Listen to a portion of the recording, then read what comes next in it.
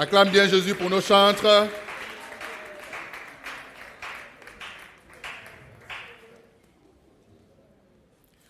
Vous savez, souvent nous sommes nombreux, mais quand je dis acclamer, il y a toujours une acclamation qui reste en arrière, qui est plus forte que toutes les autres acclamations. Ça donne l'impression qu'il y a une seule personne dans la salle. Alléluia. Oh, nous sommes plusieurs. Alléluia. Acclame bien Jésus pour fleuve de vie. Amen. Excellent. Est-ce que tu es prêt à recevoir la parole de Dieu ce matin? Est-ce que tu es prête à recevoir la parole de Dieu ce matin? Alors, tu vas chanter avec moi un cantique. Je me livre totalement. Alléluia. Je me livre totalement. Tu peux m'utiliser. Je me livre. Alléluia. Tu peux m'utiliser, Seigneur. Je me livre totalement. Tu peux m'utiliser. Ma vie n'est plus à moi. Elle t'appartient, Seigneur. Entièrement, je m'abandonne à toi. Ma vie, ma vie, ma vie. N'est plus à moi. Ma vie t'appartient. Elle t'appartient, Seigneur. Entièrement. Entièrement, je m'abandonne à toi. Je me livre totalement.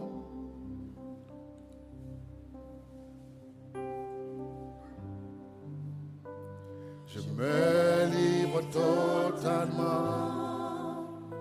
Tu peux m'utiliser. On va prier ensemble. Tu vas dire, Seigneur, je me livre à toi. Tu peux m'utiliser sur la base de ta parole. Je veux être attentif, réceptif, pour que ta parole vienne en moi et qu'elle me façonne à ton image, à ta ressemblance, qu'elle fasse de moi un serviteur de Dieu, une servante de Dieu, un instrument entre tes mains. Élevons la voix, prions un instant ensemble. Prions le Seigneur. La Nous prions, Seigneur, parce que ton but, Seigneur, c'est de faire de nous des disciples. C'est de faire de nous des intimes de Dieu. Je veux donc prier, Seigneur, par ta grâce, que tu m'aides, que tu aides ma soeur, que tu aides mon frère, que tu aides chacun d'entre nous à être le reflet de toi à travers cette parole que nous écoutons. Nous ne voulons pas nous rebeller contre ta parole. Nous ne voulons pas nous opposer à ta parole. Nous voulons la laisser agir en nous. Nous voulons la laisser nous transformer, Seigneur. Ce matin encore, s'il te plaît, Père, aide-nous. Au nom de Jésus, nous disons ensemble, Amen. Amen. Gloire à Jésus. Amen. Alléluia. Alors, nous sommes en train de parler des dons spirituels. Dis avec moi les dons spirituels. Dis avec moi les dons spirituels. Les dons spirituels sont, n'est-ce pas, un ensemble de grâces que Dieu accorde à l'Église en termes de dons, parce qu'on ne paye pas pour cela, c'est Dieu qui les offre, pour l'édification du corps. Donc les dons spirituels ont pour vocation d'édifier les enfants de Dieu. Et la Bible dit que c'est le Saint-Esprit qui accorde selon son bon vouloir les dons spirituels à qui il veut. Quelqu'un en est bon, amen à Jésus-Christ. Aux uns et aux autres, il va donner un ensemble de dons spirituels qu'on a déjà cités, mais nous sommes maintenant sur la dernière catégorie de dons spirituels qu'on appelle les dons vocaux. Le premier don vocal qu'on a vu déjà, c'est le don de la diversité des langues. Le deuxième don vocal qu'on a déjà vu, c'est le don d'interprétation des langues. Et le don qu'on va voir aujourd'hui, c'est la prophétie. Dis avec moi, la prophétie. Le don de prophétie est aussi accordé à l'Église pour son édification. Mais, au sujet du don de prophétie, il y a beaucoup de confusion que le Saint-Esprit va nous aider ce matin à lever, à mettre en lumière pour éviter que nous puissions, pour éviter que toi et moi, nous nous perdions. Quelqu'un donne un bon amen à Jésus-Christ. Pour ce faire, je vais nous inviter à prendre nos Bibles en 1 Corinthiens, le chapitre 14. On peut commencer à lire à partir du verset 1. La Bible dit, recherchez la charité ou l'amour. Aspirez aussi aux dons spirituels, mais surtout à celui de prophétie. En effet, celui qui parle en langue ne parle pas aux hommes, mais à Dieu, car personne ne le comprend. Et c'est en esprit qu'il dit des mystères. Mais celui qui prophétise, au contraire, parle aux hommes, les édifie, les exhorte, les console. Celui qui parle en langue s'édifie lui-même. Celui qui prophétise édifie l'Église. Je désire que vous parliez tous en langue, mais encore plus que vous prophétisiez. Celui qui prophétise est plus grand que celui qui parle en langue, à moins que ce dernier n'interprète pour que l'Église reçoive l'édification. Amen, amen, amen. Bien. Donc dans ce passage, l'apôtre Paul, qui commence depuis le chapitre 12 de 1 Corinthiens, a expliqué aux Corinthiens la notion de don spirituel, parce que les Corinthiens exerçaient les dons spirituels, mais avaient beaucoup d'ignorance et beaucoup de confusion au sujet des dons spirituels. Donc l'apôtre Paul en 1 Corinthiens 12 va dire, je ne veux pas, frères, que vous soyez dans l'ignorance au sujet des dons spirituels. Et il va faire un cours en présentant les dons spirituels, il va les exposer. Et il va continuer en 1 Corinthiens 13, il va faire une pause, expliquer également ce qu'on appelle l'amour. Et faire remarquer que 3 choses sont grandes et vont demeurer. Et il va faire remarquer que des 3 choses, c'est-à-dire, qui connaît les 3 choses? La foi, l'espérance et l'amour. Mais des 3 choses, ce qui est plus grand, c'est l'amour. Maintenant, au chapitre 14, il va dire, aspirer à l'amour. Alléluia. Parce que l'amour va demeurer. Et il expliquait même en 1 Corinthiens 13 au début, que même si je parle en langue, si je donne mon corps pour être brûlé, si je prophétise, peu importe, que je le fais sans amour, cela ne sert à rien. Mais ça, on va revenir là-dessus plus en détail quand on va voir le mode opératoire des dons spirituels, le modus operandi, comme on dit. Alors, revenons à 1 Corinthiens 14. Il dit, aspirez à l'amour, mais aspirez aussi aux dons spirituels.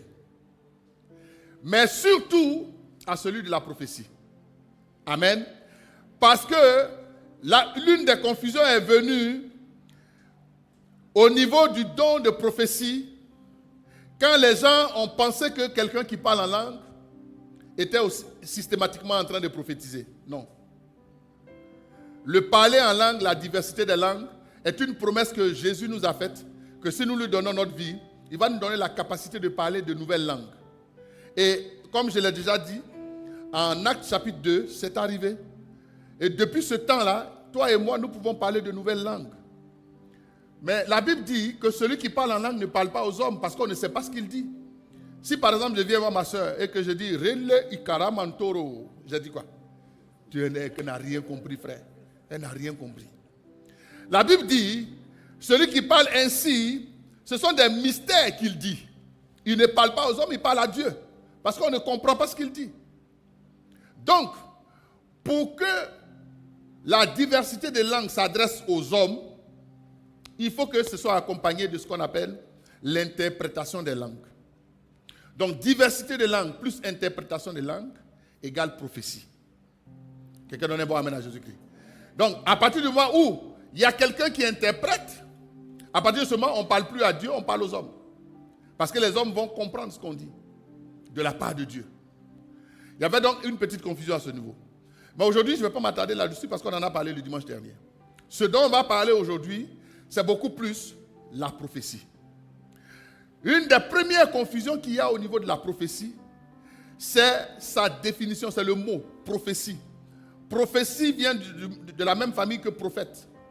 Donc certains ont pensé que si j'ai le don de prophétie et que Dieu m'accorde de le manifester et que plus d'une fois j'annonce des choses qui arrivent, certains ont pensé que systématiquement je serais prophète.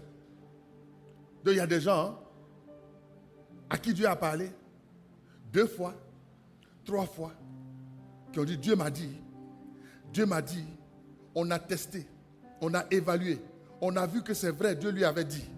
Et ce qu'il a dit, c'est avéré. Donc, il dit à partir d'aujourd'hui, je crée le ministère prophética. Donc, cette confusion, il faut la relever. Le fait que tu aies le don de prophétie ne signifie pas systématiquement que tu es prophète. Être prophète, c'est un ministère. Comme être pasteur. Comme par exemple, être évangéliste. Comme encore être apôtre. Comme encore être docteur. Il y a 5 ministères que Dieu a donnés pour l'édification, pour bâtir l'église. C'est eux que je viens de citer. J'ai tout cité, non? Apôtre, docteur, pasteur, évangéliste, prophète. Un prophète est un appelé de Dieu. Comme le pasteur, comme le docteur, comme l'évangéliste. Ce n'est pas juste quelqu'un qui est là pour exercer un don spirituel de manière ponctuelle. Non, c'est un ministère, c'est une charge qu'il a sur sa vie pour servir Dieu. Quelqu'un donne un bon amen à Jésus-Christ.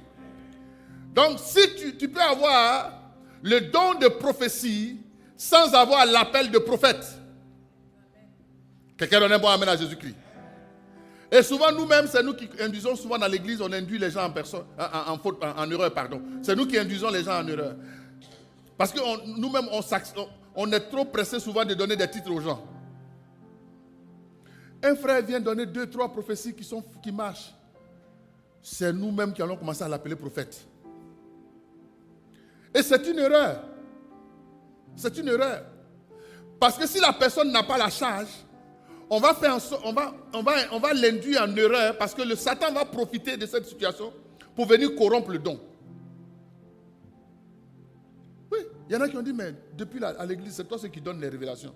Le pasteur, lui, il prêche seulement. Pourquoi? Oui, il faut que tu aies des temps que tu vas appeler des temps de Agabusus. Comme ça, quand nous allons venir, on va avoir l'onction d'Agabus qui sort de ta bouche. Et le frère se laisse séduire. Donc quand nous on finit de prier, lui, dans sa chambre d'étudiant, il a établi un hôtel spécial. Il appelle l'hôtel d'Agabusus. Donc le pasteur n'est pas au courant, hein, mais tous les jeudis soirs, il reçoit des gens. Quand ils s'en vont, ils viennent. Et puis ils font du marketing maintenant dans l'église. Tu sais quoi? Tu sais le frère là, non, quand il te donne une parole, c'est authentique. Il faut que tu viennes et que tu vois. Tout ça là, vous êtes en train non seulement d'induire le peuple en erreur, mais aussi le frère même là, vous êtes en train de le mettre en danger. Parce que s'il n'a pas l'appel, qu'il s'amuse à exercer un appel qu'il n'a pas, Satan va le corrompre. Ça, c'est s'il a beaucoup de chance. C'est-à-dire qu'à un moment donné, il va commencer à dire des choses. Maintenant, il va commencer à inventer. Puis c'est devenu maintenant une affaire de on vient le consulter. Il y a des moments où Dieu ne lui aura pas parlé, mais il va parler quand même pour dire Dieu m'a dit, Makaya, Et quand tu vois souvent, ils ont des réactions bizarres. Il va se tenir sur un pied, Dieu est en train de me parler. Tout ça pour t'éblouir, pour que tu saches que c'est lui. Lui, il ne fait pas comme les autres. Arrêtez. Regarde ton frère, dis arrête. Quelqu'un donne moi maintenant Jésus. Il faut qu'on arrête de nous laisser séduire. La Bible dit dans les derniers temps, ce qui va arriver, c'est la séduction. Or, pour séduire quelqu'un, il faut l'enfumer. Donc, il y en a qui disent, Dieu m'a dit. Donc, le gars dit, Dieu m'a dit à partir d'aujourd'hui, quand il doit prêcher, il faut qu'il porte des talons pointus. Et puis, il est là, sur la chair. Sur la chair. Et puis, ça sort de l'ordinaire. Donc, ça impressionne. Mais ce n'est pas de Dieu. Quelqu'un donne un problème. Quelqu'un est en train de me dire, mais pasteur, comment tu sais que ce n'est pas de Dieu? Je sais que ce n'est pas de Dieu parce que ça n'édifie pas. Parce que la prophétie, là, et n'importe quel don que Dieu accorde à l'église pour son édification, la Bible dit, le but, c'est d'édifier. Quand ça crée de la confusion, quand au lieu d'édifier, ça envoie ce qu'on appelle des débats inutiles, quand au lieu d'édifier, ça scandalise, où est l'édification? Le don de prophétie vise à édifier, à exhorter, à consoler. Voici ce que dit la Bible. Donnez un bon amen à Jésus-Christ. Le don de prophétie n'est pas un don qu'on exerce pour faire peur aux gens. Vous dites non, j'ai prié. Je n'ai pas eu la paix toute la nuit. Dieu m'a montré que dans ton village, il y a 2 cases à l'entrée du village. Il y a une case qui a une porte rouge. Et une autre case a une... Tout ça c'est vrai, hein? Il n'y a aucun problème. Il y a une autre case qui a une porte verte. Non, parce qu'il faut mettre des trucs, tout ça pour enfumer. Alléluia. Parce que s'il dit ça simplement, tu ne vas pas sentir que c'est sous l'onction. Même souvent, il y a des frères, je ferme la parenthèse à Pigeru, hein? Il y a des frères qui donnent, c'est-à-dire qu'il y a des frères qui ont le don de prophétie, qui se croient obligés, c'est-à-dire de mettre des simagrées autour du don. Il faut arrêter tout ça, mon frère. Est-ce que tu as besoin, quand tu veux exercer le don, là, est-ce que tu as besoin de dire, c'est quoi? Arrête. La Bible dit, l'esprit du prophète est soumis au prophète. C'est qu'elle dit, tu vas là-bas, après tu viens ici, tu jettes toutes les chaises, parce que tu dois parler. Arrête.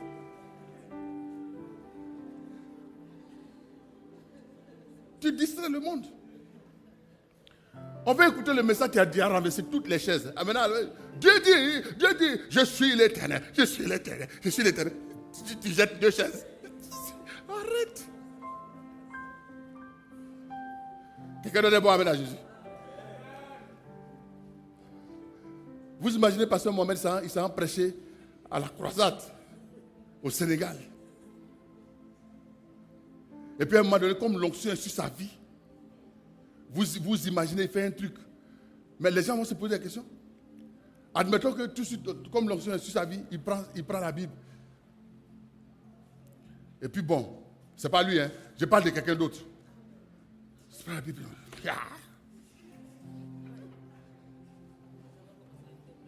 Les gens vont dire, c'est quel nouvel évangile ça? Vous êtes d'accord avec moi, non? Ça va distraire. Mais l'évangile est simple. L'évangile est simple, frère. Pourquoi il y a la séduction? Parce que nous-mêmes, là, on aime les choses compliquées. Tu n'as pas amené la chose? Donc je revenais au frère. Il veut faire la prophétie.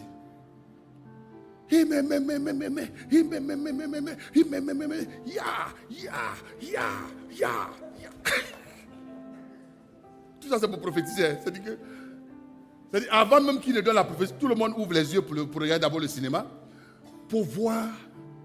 C'est Dieu qui va parler comme ça.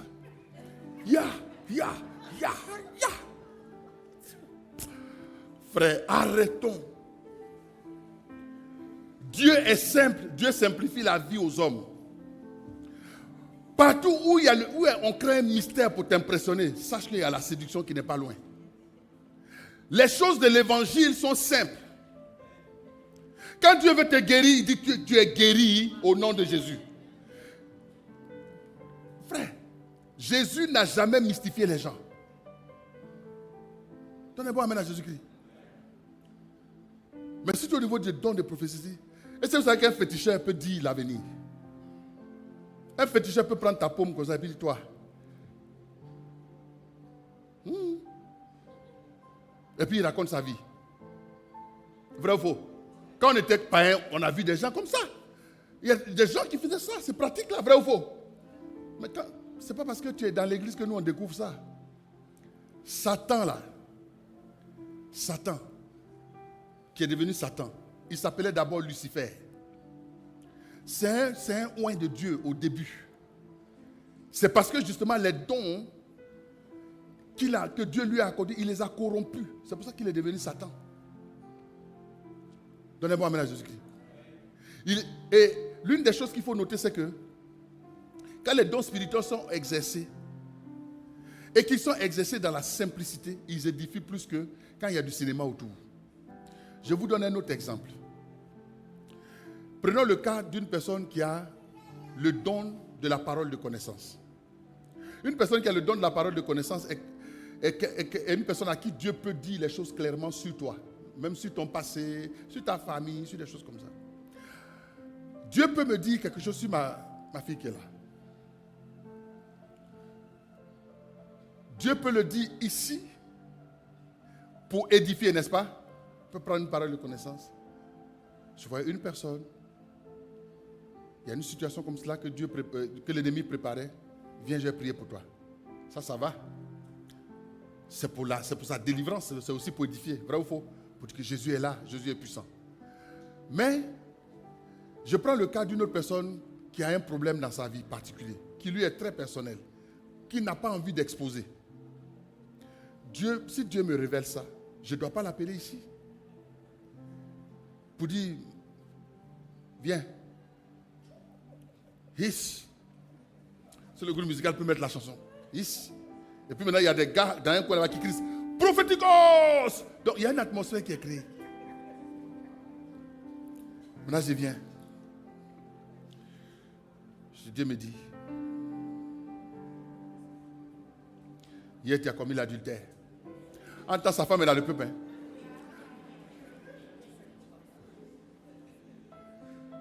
Maintenant, quand nous on finit le culte là, les deux ça vont demander le divorce. Parce que la personne, oui, la femme va dire, la Bible dit qu'en cas de divorce, qu'en cas d'adultère, je suis légitime à demander le divorce. Voici un problème qu'on a créé dans un foyer. Ils ont 15 enfants.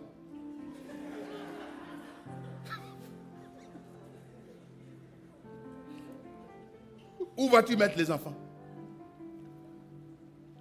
Et on a abîmé des couples, on a abîmé des familles, on a abîmé des gens comme ça. Parce qu'on a mal compris les dons spirituels et on les a mal exercés. C'est pourquoi l'Esprit nous met en garde. Dans les derniers temps, il y aura la séduction. Ce n'est pas parce qu'une personne est utilisée par Dieu, comme on dit, a des dons spirituels que forcément la personne est approuvée. Les magiciens de Pharaon ont créé 2 serpents. Quand Moïse a créé son serpent, eux, ils en ont créé 2. Ça veut dire qu'eux, ils n'avaient pas de problème à créer plus de serpents que Moïse. Moïse a créé 1, ils ont créé 2. Donc si tu veux te laisser séduire par les dons, je t'assure qu'il y a des dons qui sont corrompus. C'est pourquoi l'apôtre Paul nous met en garde. Qu'en ce qui concerne les dons spirituels, il ne faut pas être dans l'ignorance. Le don de prophétie est un don sur lequel, on va encore en parler dimanche prochain, est un don que Satan utilise beaucoup pour détruire l'Église ces derniers temps. Il ne faut pas se laisser, il ne faut pas être dans l'ignorance, il ne faut pas se laisser faire. Il y a des gens à qui on a dit, yes, yes.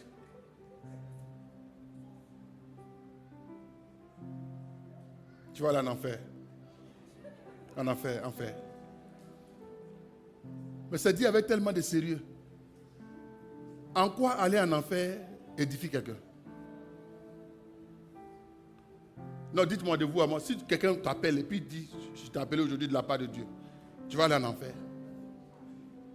Est-ce que ça va l'édifier?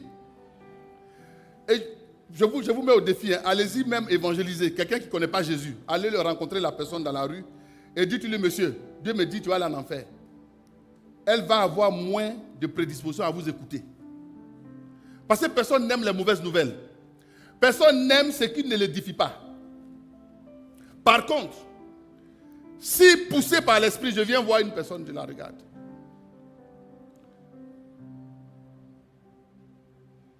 Jésus t'aime. Tu sais quoi? Il peut te sortir de là. Il peut te délivrer de cette prison. Tu ne sais pas, mais c'est Satan qui te manipule. Je viens t'annoncer de la part de Dieu que l'Esprit du Seigneur est sur moi pour que toute forme de captivité dans ta vie soit ôtée. Jésus t'aime. Donne-lui ta vie. Est-ce que je peux prier avec toi? La personne va dire, Alléluia, tu peux prier. Tu peux prier. Alléluia. Dieu, quand il parle, il a une manière d'emmener. Même quand Dieu veut sanctionner, regarde, même lisez la Bible. Même quand Dieu n'est pas content, il dit, il parle. Et puis il dit à la fin, si vous revenez à moi, je vais gérer. Oui, c'est ça Dieu. Dieu m'a dit, Israël, oui, parce que tu ne m'as pas obéi. J'ai dit aux étrangers de venir prendre ce qui t'appartient, tant, à la fin. Et puis à la fin, il dit, mais si tu te répands, je gère la situation. Voici le Dieu que nous servons. Donnez-moi amen à Jésus. Ce n'est pas un Dieu pour mystifier les gens, pour dire, tu dois faire deux semences sacrificielles. Parce que Dieu m'a montré quelque chose. Tant que tu ne me fais pas les semences, je ne te dis pas. Ça, c'est quoi ça? Ce n'est pas Dieu. Il va créer la peur. T'obliger à aller vider ton compte. Maintenant, quand tu vas venir dire, maintenant, je peux t'expliquer. En temps, tu as vidé ton compte. Tu lui as fait tous les transferts dangereux. Maintenant, il va te dire, maintenant, Dieu m'a dit de prier pour toi. Depuis quand prier pour quelqu'un, demande qu'on vide son compte. Frère, arrêtez. C'est pourquoi il y en a qui sont déçus de l'église. Est-ce que tu veux faire une semence volontairement à Dieu pour que son œuvre avance? Ça, c'est autre chose. Ça n'a pas besoin d'être motivé par des dieux m'a dit fabriqués. Il y en a aujourd'hui pour venir les voir, tu dois prendre rendez-vous et le rendez-vous coûte $200. Donc si tu as la malchance de venir le voir, que vous êtes 5 dans la famille, c'est $1000. Hein? Parce qu'il doit faire une prophétie sur chaque membre de la famille. Et frère, il y en a qui aiment ça. De vous à moi, nous n'aimons pas la simplicité. Nous n'aimons pas la simplicité. Un jour, j'écoutais le témoignage d'un footballeur qui avait été ruiné totalement, qui était en train d'accuser l'église, pour dire non, l'église, lui il allait à l'église n'est pas bien, on l'a dépouillé, tout ça. Je l'ai écouté patiemment. Et puis je lui ai dit souvent, même quand on se trompe, on n'a pas l'humilité de reconnaître qu'on s'est trompé. Qui t'a envoyé là-bas? Là où tu es allé, où tu as laissé ton argent là, qui t'a envoyé là-bas? On s'en va seul, on fait nos expériences, elles se passent mal, et puis on met tout le monde dans le même sac. Non, il faut arrêter. Il y a des vrais prophètes. Il y a des gens qui ont les vrais dons qu'ils exercent en étant désintéressés. Si tu aimes, tu dois donner sans chercher un intérêt en retour. C'est pourquoi avant, quand l'apôtre Paul annonce les dons en 1 Corinthiens 12, en 1 Corinthiens 13, il dédie tout le chapitre à parler de ce qu'est l'amour. L'amour, c'est quoi? Il explique. L'amour n'est pas intéressé. L'amour ne cherche pas son propre intérêt. L'amour pardonne tout. L'amour supporte tout. Quelqu'un donne un bon amen à Jésus. Et puis maintenant, il revient, 1 Corinthiens 14, il explique, il donne le mot opératoire. Frère, tout est dans la Bible. Revenons à la Bible. Pour que nous ne soyons pas séduits. Pourquoi Satan travaille beaucoup avec des dons spirituels corrompus dans les temps qui sont les nôtres? C'est pour que plusieurs soient égarés. Vous savez ce qu'on appelle l'égarement? L'égarement, c'est le fait de se perdre et de quitter la vérité. C'est-à-dire de laisser la vérité et de choisir le mensonge en croyant que c'est le mensonge qui est la vérité. C'est ça qu'on appelle l'égarement. Plusieurs s'égarent aujourd'hui. Parce que des dons corrompus viennent à eux. Je vous donne un autre exemple d'une sœur dans une église bien engagée, qui aime Jésus. Un jour, vient voir son pasteur. Non, elle ne vient pas voir son pasteur. À un moment donné, elle arrête de venir à l'église. Donc, le pasteur l'appelle pour prendre ses nouvelles.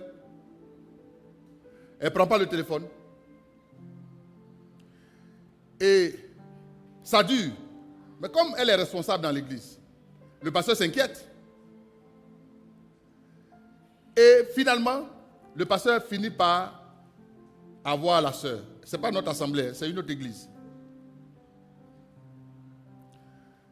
Il finit par avoir la sœur. On dit, madame, pourquoi on ne te voit plus? La sœur dit, pasteur, je n'ai pas envie de trop parler. Le pasteur dit, mais il faut que tu parles. Bon, comme pasteur, tu insistes. J'ai fait un songe. Et dans le songe, j'ai vu la femme d'un tel qui était en train d'aller vers un tel. Et puis il y avait un puits. Les gens étaient dans le puits. Donc ça veut dire que Dieu me dit que votre église n'est pas bien. Le pasteur dit, tu dis quoi? Tu as fait un songe. Est-ce que tu connais ce qu'on appelle songe? Non, moi j'interprète maintenant. Souvent les gens pensent, les songes là, ce n'est pas tous les songes qui sont une voix de Dieu. J'en viendrai. Parce que quand on parle de mode opératoire, Dieu peut donner une prophétie. Non, Dieu peut donner, une parole de connaissance, une parole de sagesse à travers un songe. Mais Satan aussi peut t'embrouiller à travers un songe. Est-ce qu'il y en a ici souvent qui ont fait des songes où les gars, vous vous levez, vous êtes essoufflé parce que vous étiez en train de fuir? Moi, ça m'est déjà arrivé quand je ne connaissais pas Jésus. Je suis en train de me poursuivre et puis je m'envole. Dans le rêve. Je ne connais pas Jésus. Jésus n'était pas encore dans ma vie. On me poursuit et puis on m'a dit, alléluia. Ce n'est pas un don de Dieu. On appelle ça un cauchemar. Alléluia. Maintenant, il y en a toujours qui sont poursuivis par les lions. Poursuivis par les lions, tu te réveilles. Tu es toujours en train de... Quand tu te réveilles, on demande, qu'est-ce qui s'est-il passé? Tu étais en train de fuir un lion. Ça, ce n'est pas les dons spirituels, frère. Ça s'appelle un cauchemar. Alléluia. Maintenant, dans le don, qui a déjà fait un rêve? Dans le rêve, tu commences à ramasser des pièces d'argent et puis ça finit jamais. Tu ramasses l'argent, tu ramasses. Et puis tu vois, ça va loin sur tout ton chemin. Tu ramasses des pièces. Dans la vraie vie, tu es pauvre. Pourtant, dans la vraie vie, tu es pauvre. Vrai ou faux, qui a déjà fait ce genre de songe? La vérité, c'est que ce n'est pas un songe. C'est une attaque de Satan que tu vois comme ça. Faut penser que Dieu t'a montré que tu es béni. C'est faux. Satan est en train de te montrer que tu as ramassé des pièces dans la vie. Et que toi, ton argent, ce n'est jamais beaucoup. C'est ça que Satan est en train de te montrer comme ça. Quand tu vois ça, viens me voir, viens voir, je vais te mettre on va faire relation d'aide pour chasser un esprit de pauvreté. Si tu te mets là à interpréter, oh alléluia, j'ai vu un songe, Dieu m'a montré des pièces. Tu es à côté de la plaque. Donc, revenons au point que, frère, sur la prophétie, Dieu a dit, examine, retiens ce qui est bon. Retiens ce qui t'édifie. Retiens ce qui te permet d'approfondir ta communion avec Dieu. Retiens ce qui te pousse à la crainte de Dieu. Retiens ce qui te pousse à aimer Dieu. Tout ce qui est autour là, c'est des fulmigènes. C'est pour t'embrouiller et t'amener à prendre de mauvaises décisions. Il y a des gens qui ont fait des songes. Donc la sœur, elle ne vient plus à l'église. La sœur dont je parlais tantôt, elle ne vient plus à l'église. Parce que d'après Dieu lui a montré en songe qu'elle est dans une mauvaise église. Satan peut t'enlever de là où Dieu veut que tu sois pour être béni, en t'envoyant des trucs comme ça pour t'embrouiller. Et vous qui allez souvent sur YouTube pour écouter les gens, vous allez il y a des gens qui sont les spécialistes d'attaquer les hommes de Dieu dont le ministère est prospère. Et ils ne montrent jamais la bonne église. Mais ils attaquent les églises qui prospèrent. Il n'y a qu'à être intelligent et sage pour se rendre compte que c'est Satan qui est en train de travailler. Je vous assure. Et souvent on est là comme ça. On est perdu. Je suis en train de te dire une chose.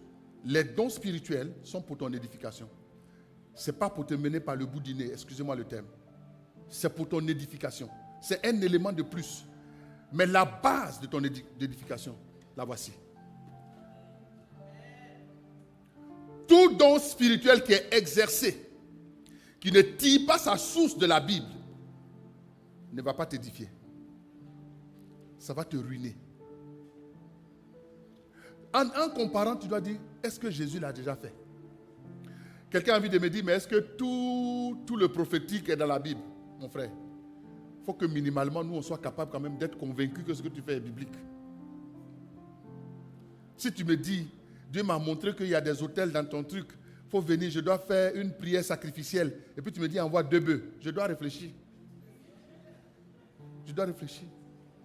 Si je dois t'envoyer 2 bœufs pour que tu sortes ma famille du trouble, Jésus est mort pourquoi? Alléluia. Si je dois t'envoyer une semence sacrificielle de $300 000 pour que je gagne $100 000, est-ce que ça fait du sens? Comment je t'envoie 300 000 pour avoir 100 000? Alléluia. Et une manière même de se rendre souvent compte qu'il y a des choses qui ne marchent pas bien, regardez souvent. Souvent l'esprit parle d'une manière ou d'une autre. Quand tu vas voir la personne même qui dit qu'elle est prophète là, il faut au moins qu'un jour elle cite un verset biblique, ma soeur. Vrai ou faux, ma fille? Quand une personne dit qu'elle est de Dieu, elle doit citer au moins un verset biblique, non? Mais il y en a qui ne citent jamais des versets bibliques. Dès que la personne vient, le culte commence, Mayakaya, c'est parti. Jusqu'à la fin du culte, on fait 3 heures de Mayakaya. Oh, toi là-bas, oh, le sel, envoie le sel. Oh, envoie le piment, envoie tant. C'est pour faire la sauce ou bien ça pour faire quoi? Alléluia. Envoie gombo, tout ça, oui maman. Envoie gombo. Si tu veux que ta vie glisse, envoie gombo. Si tu veux être accéléré, envoie de l'huile, on va glisser dessus. Tout ça. Mais tout ça sans aucun verset biblique. Alléluia. Il ne faut pas te laisser séduire, ma fille. Tu as compris? Donnez-moi amen à Jésus. Acclame bien Jésus. Alors, je bénis Dieu sur ce. On va se tenir debout. Je pense qu'on est maintenant éclairé. Si quelqu'un tombe dans le panneau, c'est parce que la personne ne s'est pas souvenue de ce que Dieu lui a dit. Dieu ne veut pas que tu tombes dans le panneau. On a été trop trompés. Avant, là, les féticheurs nous ont trompés. Dans l'église encore, les féticheurs ne doivent pas venir nous tromper. Parce que tous ceux qui portent les habits d'agneaux ne sont pas forcément des agneaux. Il y a des loups déguisés. Dans ces temps de la fin, sois prudent quand tu écoutes. Sois prudent quand tu écoutes. Sois prudent pour faire tes choix. Quelqu'un donne un bon amen à Jésus. Et éprouve les dons spirituels. Si une parole vient à toi, qu'elle ne t'édifie pas, rejette-la systématiquement. Oui. Si elle ne vient pas à toi, rejette-la, ça veut dire qu'elle n'est pas pour toi. Alléluia. Je ne dis pas si elle ne vient pas te faire du bien, toucher tes sensations. Parce que souvent la parole peut être venue pour te faire du bien, mais elle vient comme une épée qui va venir enlever ce qu'il faut enlever. Souvent c'est douloureux, mais il faut l'accepter. Ça c'est la parole de Dieu. Mais quand c'est une parole qui vient sous forme de don spirituel pour dire non, Dieu m'a dit, et puis tu vois que ça t'embrouille, il faut rejeter. Parce que ça ne t'édifie pas. Quelqu'un donne un bon amen à Jésus-Christ? Est-ce que quelqu'un a bien compris? On va prier ensemble. On va demander à Dieu de nous montrer la voie. Nous allons demander à Dieu de nous conduire. Nous allons demander à Dieu, si tu étais tombé dans le panneau quelque part, si quelqu'un t'avait trompé, tu vas dire à Dieu de mettre le doigt dessus et de te donner la force de sortir de là. Dieu ne vient pas pour dépouiller les gens, Dieu vient pour nous sauver. Dieu ne vient pas pour t'effrayer, pour te mettre dans la prison, pour dire que si tu dois bouger, tant que ton prophète n'a pas dit B, tu ne sors pas. Ça, c'est Satan. Dieu t'a donné le libre arbitre. Il t'a délivré. Il ne faut pas revendre, il ne faut pas marchander ta liberté en Christ. Quelqu'un donne un bon amen à Jésus-Christ. Merci Seigneur pour ta grâce.